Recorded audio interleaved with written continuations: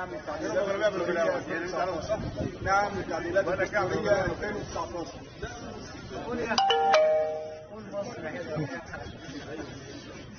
نعم التعديلات الدستورية 2019. توافد أعضاء حزب النور على لجان الاقتراع بمدرسة بنات طمية مركز طمية محافظة الفيوم. أبناء حزب النور يتواجدون بكثافة من أمام اللجان